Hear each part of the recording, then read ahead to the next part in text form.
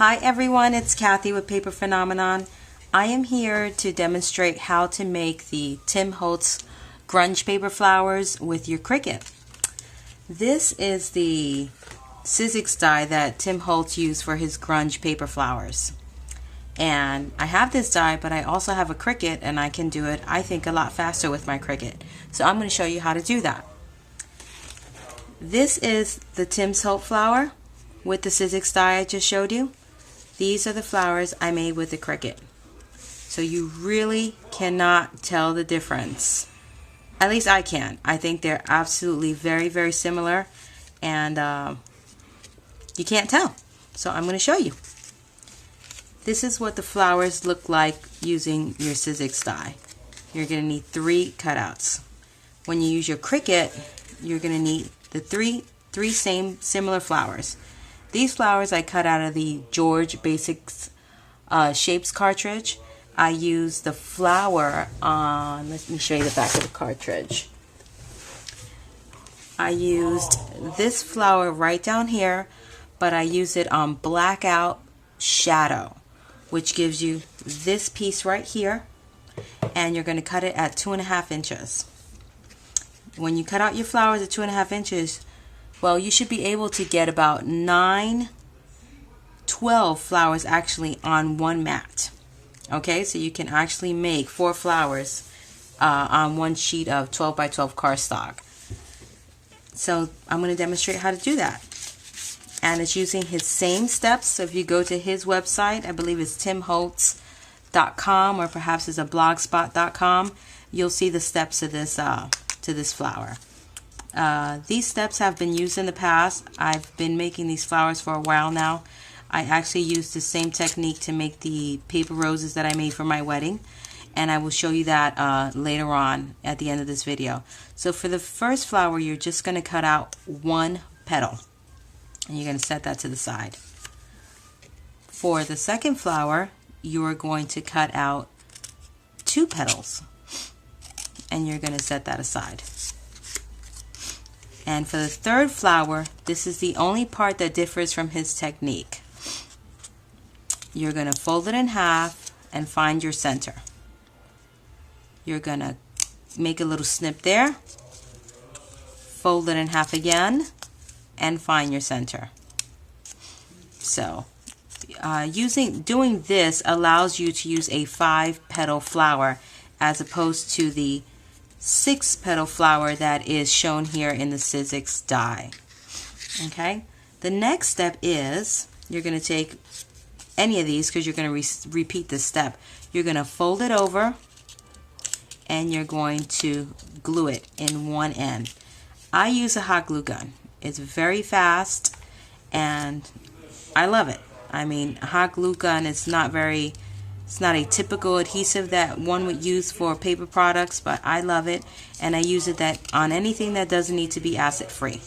So there, you fold it over, you form this little cone, as you can see. You're going to repeat the same process for the next one. Fold it over, glue it. Small amount of glue will do if you're using the hot glue gun, ladies, because this gets really hot and you're going to burn yourself if you use a lot of glue. There you go. You form a little cone. Look how fast that is with the hot glue gun. If you use wet glue, you're going to be holding it for a minute, at least a minute, and that's just not fun. The last one is a little tricky, but you're going to fold it over into itself all the way around, form a cone, add a little dab of glue, and you're good to go. And you adhere that and hold it there for 2 seconds, and done. You're going to see a few little dry glue strings. Pull those off and keep on going. For the third step, you're going to use any kind of tool that will allow you to roll these petals back. You can use a chopstick. I'm using the stylus here, which makes it very easy for me.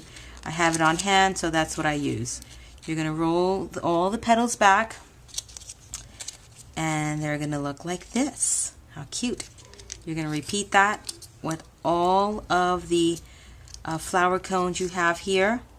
And remember, this is paper, so be gentle don't be too rough because it'll tear. For the last one, roll all the petals downward, and last one, and you're done. So you have all these petals. Oops, let me roll that one again. I kind of smashed it. So you have all the petals rolled in. You do that and you see your little X mark here in the center. So now you're ready to assemble your flower. What you're going to do first is snip off a teeny piece, not too much, of the 3-petal cone. You're going to add adhesive to your flower, the one with the I call it the cross in the middle, and you're going to stick it through all the way until you can't anymore, until you're comfortable with the look of the flower. You're going to smush the sides. You can do it from the bottom. You know, make sure you get that glue in there. Worked really well. And there's your first layer. That's what that looks like so far. You're going to repeat the same process. You're going to snip a little off the bottom, and I'm going to show you why you should do this. You're going to add a little bit of glue. Remember, ladies, careful with the glue. It gets really hot. There's advantages and disadvantages. I stick my finger in there to get it really good in there. But again, be careful where you put your glue, so when you're sticking your finger in there, you don't burn yourself. Okay? And you might get a petal that unrolls. Just roll it again, and you're done. It's good at retaining its shape. So it's not going to be too difficult for you to form these. This last one, you're just going to stick in there all the way through until you can't anymore. So you apply a little glue, and this one has a nice point, so you'll be able just to stick that all the way in there.